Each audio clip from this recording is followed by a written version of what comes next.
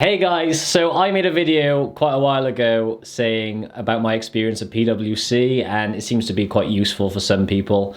So I thought I'd make a video today that talks about my experience working in practice, which is, say, a professional firm, to now working in industry and how they differ. It was something that I actually wasn't very familiar with. I didn't know when I started at PwC what it was like to work in both, and also I didn't know when I was at PwC, if I left, what kind of experience I would have.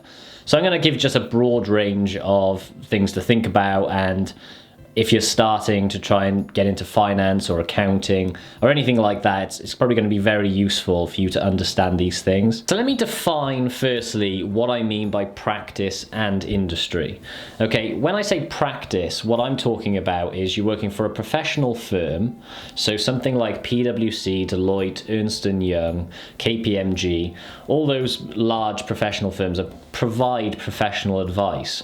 So they generally have things like tax services, auditing services, deals services. So if there's mergers and acquisitions, there's a whole range of different roles that they provide, but generally it's thought of as you're working in practice, you're providing advisory services to different companies. And then when they talk about working in industry, that's the other side. So that's who you're actually providing professional advice to. So these are large companies generally. For the large professional firms, they deal with large companies, FTSE 250 companies. And when it talks about working in industry, you're working within the company as an accountant, preparing sets of accounts or doing financial planning and analysis or commercial finance, or you can work in treasury, or you can work in internal audit, but you're working on behalf of that company. So my experience was I came straight out of university after doing an accounting finance degree. I then moved straight into audit at PwC, where I studied for 3 years to get the ACA qualification before then having one extra year where you're sort of managing jobs. Then I decided to move into industry. The natural progression would be to move into a controllership role.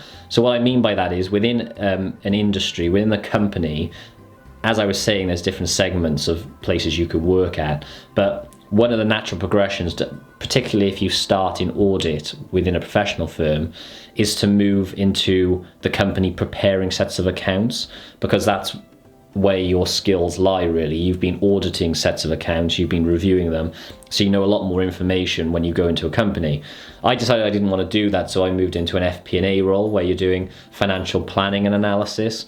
So this is generally, you're preparing a budget, then you're preparing forecasts, and then after you're preparing forecasts, you're also like reviewing a lot of results and you're comparing against forecasts, and generally just a lot more forward-looking role, which was appealing to me. Then I decided that I just wanted to move even further away from the accounts in general. So I moved from there into a commercial business partnering role. So from doing sort of forward-looking, I just wanted to move away to really look at the metrics that are driving the company, sort of reviewing the commercial drivers within the company, as opposed to, you gain a lot more experience from talking to people from a commercial background. So you're working with commercial teams and strategy teams. In an FP&A role, you're sort of getting instruction from the commercial finance team. But that's sort of my experience. So I went from uni, audit, qualified accountant, FP&A role, didn't do the controllership role, and then went into a commercial finance business partnering role. So the reason why you're watching this video, you want to know the differences between professional firm and industry, okay? I've gone through what they were in my experience, that's all well and good, but that's probably not why you're watching it. Right, okay, let me go over some of the negative things that I thought when I was working at a professional firm. So firstly, I'm someone who likes a routine. I want to go to the gym in the morning. I want to know where I'm at. I want to be able to structure my actual life. I want to be able to, arrange things for certain weekends. Now, what I found with a professional firm is it's very difficult to do that because you're moving around and visiting different companies, and you don't really know where you are from one week to the next. It gets better as you become more senior, but you obviously have to go through all the monotony of being a junior member of staff to get to a senior role. So obviously my experience is from a 4-year standpoint, but a lot of people find that interesting. People say, oh, they like traveling around and visiting different companies. Whereas, but from a con perspective, I didn't like, I got landed with certain jobs where I had to do a 2-hour commute one way and a 2-hour commute back for 3 weeks working by myself in some company, in Bromley or something like that. Now, I just didn't want to do that. I'd like a bit more stability. I just like to know where I'm at, basically. Also, at the beginning, you do things like stock takes, which means you have to give up certain weekends, which always seemed weird to me. It's like they just randomly pick. I don't even know, you work a 9-to-5 job, technically, Monday to Friday, and then all of a sudden you have to work on the weekends. Didn't like that at all, just to count stock. It just didn't seem worthwhile to me. I think a lot of people... And that leads me on to the second thing. If I'm doing audit, you have to really believe what you're doing is valuable.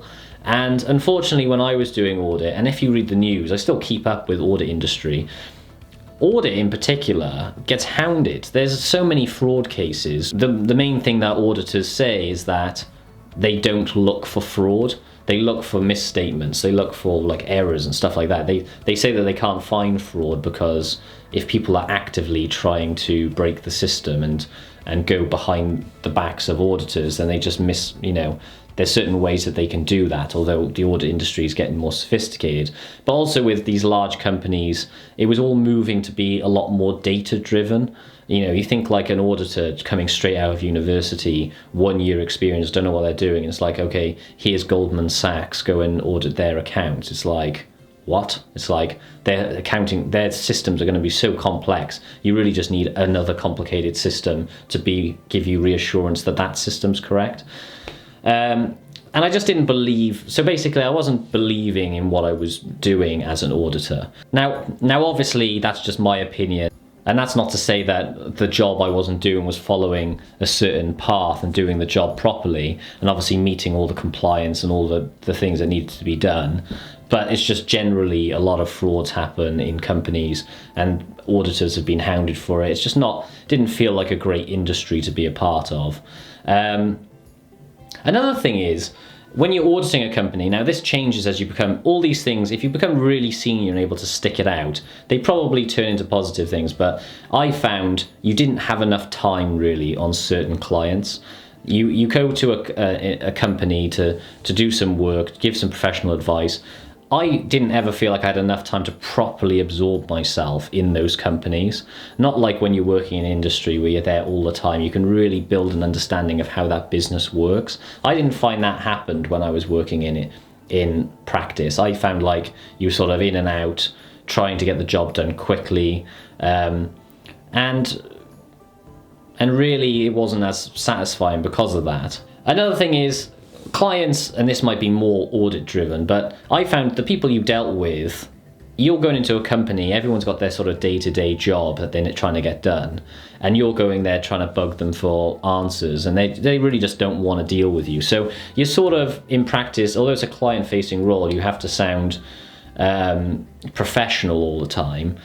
Really, I'm a bit more relaxed. I want to just be able to build a relationship that isn't just built on the fact that I'm requesting you for information. When you work in an industry and you're working within a team, everyone sort of has the same mindset. You can talk about different things. You don't have to, you're not mainly dealing with people who you're selling them a service. Another thing is, now, this is sort of a pro and con of working in a professional firm. You start, when you start working in a professional firm, you start with a group of people your own age. Generally, they're just coming out of university as well. It's a really good platform to meet people and network within your own age group. But because you get put on separate jobs, you rarely see the people that you've started working with. So although it's great from the fact that you're meeting people your own age, you generally get put on different teams and you never really see those people again. So it's nice that going into an industry, you sort of see the same people and you can sort of build relationships with the people that you're working with. Another thing is, from a junior perspective, the pay is less than if you just straight up leave and go work in industry. there's a lot more demand for people as a qualified accountant. So you can basically do your 3 years at these industries, and that's why there's a huge turnover of staff as well. You do your 3 years and a lot of people just leave straight away. They get paid more, and there's other benefits that I'll go on to from working in industry as compared to working in practice. So those are some of the cons of working in practice. But some of the benefits is that there are just a lot, I felt like there was just a lot more structure, and it's a lot easier to see what your career path is when you're working in practice. So when you start, say for instance you start at PwC, you start as an associate, you work for a couple of years, just before you qualify as an accountant. After 3 years you become like a senior associate, and then after that you become a manager where you manage the associates. Then after that you become a senior manager, and then a director, and then a partner. And it's so obvious to know what the path is that you can just follow it and have comfort that if you stay there and work very, very hard, you can actually build your way up that ladder. Now that doesn't happen in industry. When you work in an industry, you can go straight into a company, and particularly if you're working in a smaller company, you can go into a role and that's pretty much it. You're stuck in that role. And if you're working for a smaller company, normally you get paid a lot more, but there's less obvious routes to go up.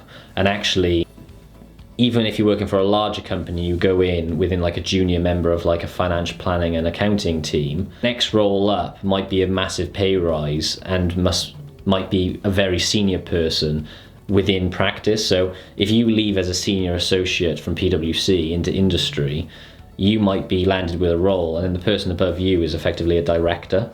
So you're never going to bridge that experience gap. If that director leaves, they'll get a new director in.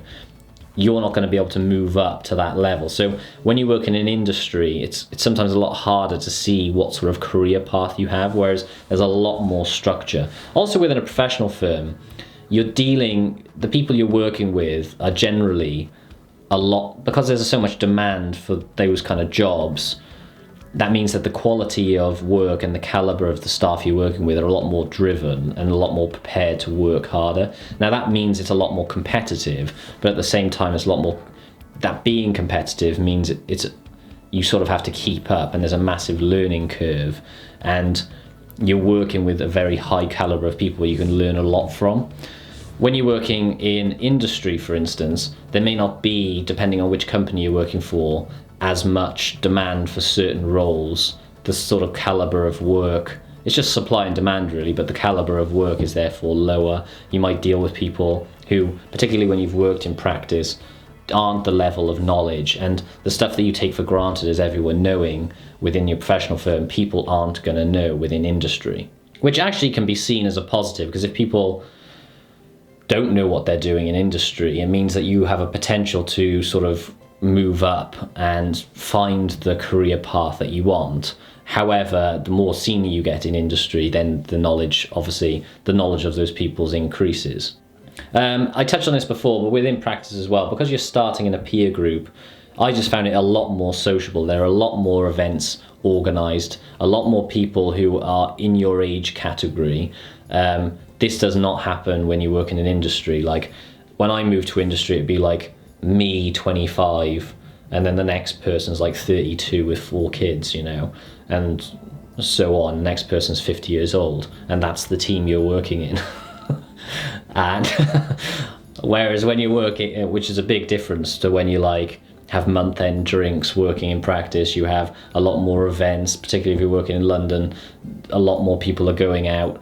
Obviously, when you work in an industry and you're working in industry in London, it's a lot more sociable. I don't work there anymore, so unfortunately I don't see that side of it.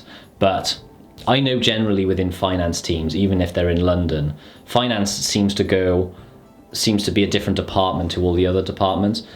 Other departments within a company seem to have a lot more sociable activity, whereas within finance it seems a lot more serious at companies.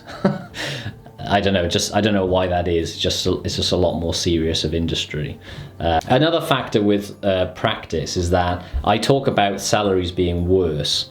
So for instance, when you start, the general salary is probably around 22k as like a training contract, maybe slightly more, maybe like 22 to 27.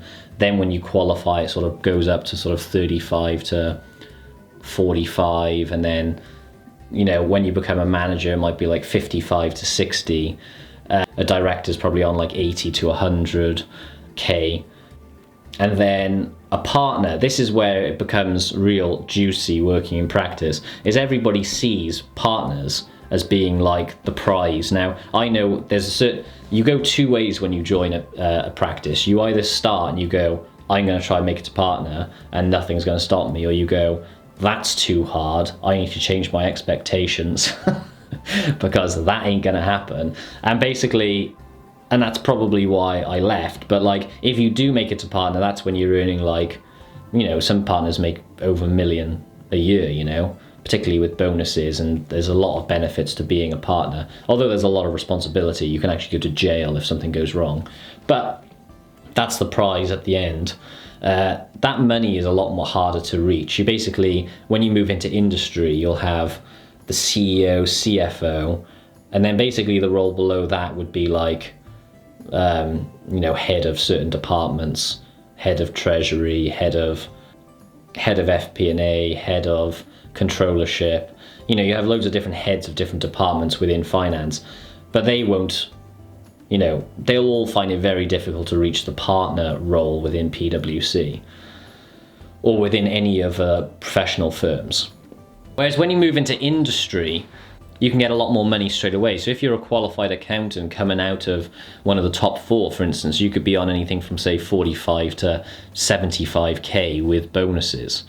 Oh, and this is a big one for practice that I didn't even touch on. The hours are far worse. Like, I was working 11-hour days consistently for months because the work just doesn't stop. You get a job, then you have 2 weeks to finish that job, and if you don't finish that job, you move on to another job where the work's just as much as the previous job, but that work from the previous job is still carrying on and just snowballs and compounds to the point where you're just working so many hours, particularly in busy season.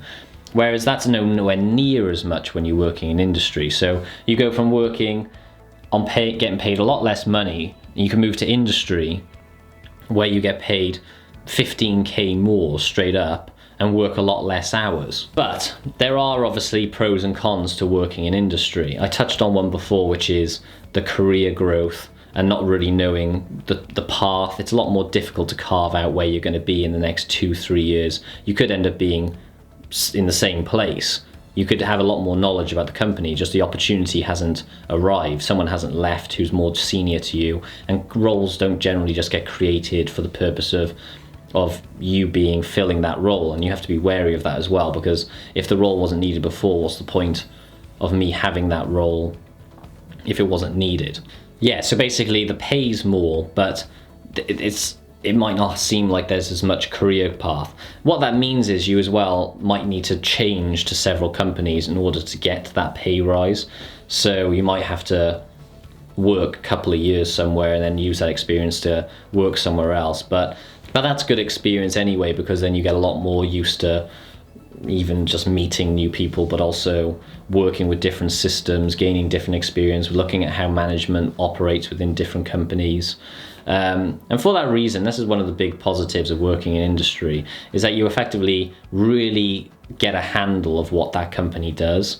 If you work particularly in the commercial side of working for industry, you really get an understanding of what the business drivers are, what's the strategy of that company, what are the problems within that company, how the company's looking within the next 5 years, you know, what are their certain goals, how is that tied to what the CEO and CFO wants. You get a lot more communication with senior staff. You know, you don't get that depth of understanding when you're working within practice, or at least I didn't. I just felt like it was quite fleeting, you sort of in and out. Another thing which I touched on as well was basically the team is not the same structure as when you're at a professional firm. There's a lot less younger people. Another thing is that I'm talking from the perspective of going from a professional firm into industry, whereas a lot of people just don't go to a professional firm, they just go straight into industry. Now, from that perspective, if that's what you're considering doing, you can start as like an apprentice, or you can start as just a very junior member of staff. Now, in those roles, you're not going to be getting paid, probably not going to get paid as much as when you're working in a professional firm. Also, there's a lot less structure when you're doing things like exams. So doing the ACA, they want you to basically do all the exams within 2 years. They're paying a lot of money for your tutoring. They really push you and actually incentivize you through telling you that if you don't pass the exams, you're going to get fired, which is a big incentive for those who want to stay to actually buckle up and actually learn all the stuff in a quick period of time. It also means you get your qualification like that. Now, when you're working in industry, particularly if you're doing something like SEMA or the ACCA, it's sort of left on you to book off time to do those exams, which I know I didn't experience it, but I would much rather have that structure there for someone telling me this is what you need to do. Well, this is what you need to do and this is when you're going to do it, as opposed to telling me I can do it whenever I want. It probably wouldn't have got done nearly as quickly. And, you know, the time you get given to take time off to do the exams is a lot less, or seems a lot less to me. So people rely on their holidays in order to be able to revise when you work in industry, whereas within a professional firm they do give you time off when it's needed. So overall, from an exam point of view, it's a lot better and a lot more structured, and from a career progression point of view, you sort of know where you're going and what you're doing, whereas within industry it's a bit more sort of having to carve out your own route for you. But like I said before as well, but from that perspective as well, within a professional firm, it does feel a lot more fast paced. Like, I've worked at companies where you do sort of feel like within 6 months you know the role, and it's just sort of a rhythm of the same thing every month, which is really something you need to get out of. As soon as you feel like I've learned what I need to learn, you either need to leave or put on more responsibility. You have to continue to feel like you're growing. Whereas professional firm, they force you to do that. At an industry, you can just settle in and go, this is it now for the next 20 years. And that's what some people do. Although, I think another good thing is for working in industry is that you can pick the company that you want to work for. Within practice, it's just you just get plonked on different jobs, which is all well and good because it could be large clients that you actually want. But there was a lot of like bad clients no one wanted that you get landed with. Whereas within industry, you can pick an industry that you actually like, and you can be working, although you're working in finance, and I'll sort of go over my final thoughts on working in finance and accounting in the end. But although you're just working in finance, which is more of a back office role, you're still sort of seeing how the product is coming together, and you're putting a budget together that's actually going to build towards a goal, as opposed to just providing a report. In practice, there was a lot of this feeling of just providing a report. It sort of goes off, and then that's that. Whereas within industry, it's like you're working towards something. If you're at a product industry, you're working towards developing a product. You know the success of that product. Or if you work for an airline industry, you know how successful the airline is, or you know how the market's doing in general, and why your company is performing well or not performing well. And you can really get behind the idea of what you're actually working for. It's a lot more tangible, whereas in practice it doesn't feel like a tangible thing. It just feels like you are just a servicing role, so you're just providing a service, but you're just very much a small cog in a big chain. Whereas in industry, you can pick to work for a small company and be a defining factor of the success of that company. Like, finance is really a pillar on what makes a company successful. You need a strong leader. You need someone who's commercially focused and knows about marketing and if a product's going to succeed. And you need to know finance, because you need to know if your company's actually going to make a profit and when it's going to make a profit. No one's going to invest in a company. Well, people do now, companies that don't make any money. But really, in general, companies need to make money eventually, and finance is the thing that's going to control how it makes money. It might not be the most glamorous of roles, but it is a key pillar of that role. And I think industry meets that objective more. I think overall, what you need to consider as well is I'm someone who's always questioning the value of certain roles. I'm always questioning, what value am I bringing? Is the work that I'm doing actually relevant? Is it actually needed? That's the thing that's always pushed me to go from one role into the next. If I feel like I'm not adding value and there's not enough purpose to what I'm doing, then I don't want to be in that role. I mean, my whole objective is to add value. The reason I'm making this video now is I want to add value. I'm not doing it for any other reason. I want to try and help a certain person out. Now, I like working for companies where it feels like you're working in a team, they're all aware of the work you're doing, and as a result, you're adding value not only to your team, but you're also informing senior members of staff about the performance of a company. That's actually educating them to make decisions. Particularly then when it comes to doing the end of year feedbacks and all things like that, they know the sort of value that you've added because you're working in a smaller condensed team. If you work in a professional firm, you're sort of a small cog, as I've said before, in a big chain, and sometimes your work can get lost. So I feel like if you're going to add value, it feels like you're adding more value in industry, but at the same time you get recognized for it.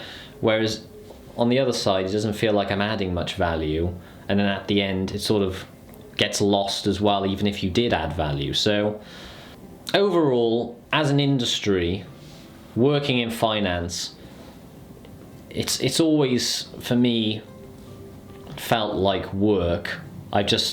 And I know I wouldn't be where I was in industry without going through working in practice.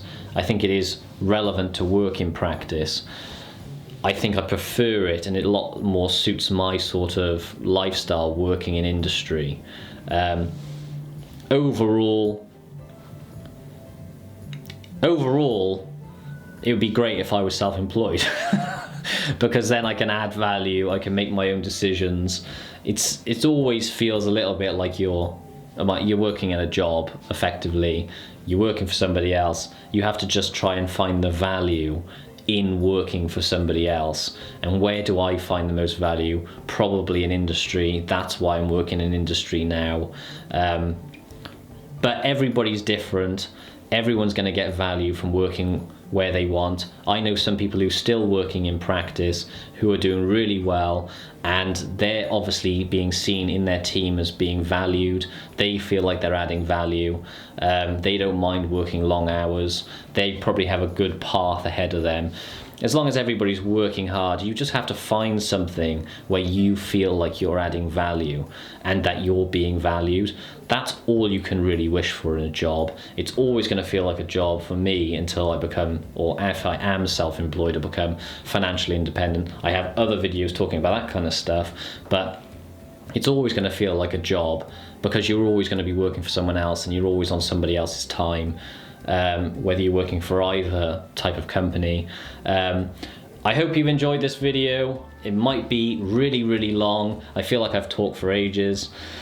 Subscribe. I'm making a lot more videos. If this video gets a lot of views as well, the last video currently is on something like 1900, which for me is a lot of views. If this video gets a lot of views, I'll make a lot more videos talking about what companies were like, the certain roles that are in companies, and why you might go for one role over the other. Anyway, peace, thanks.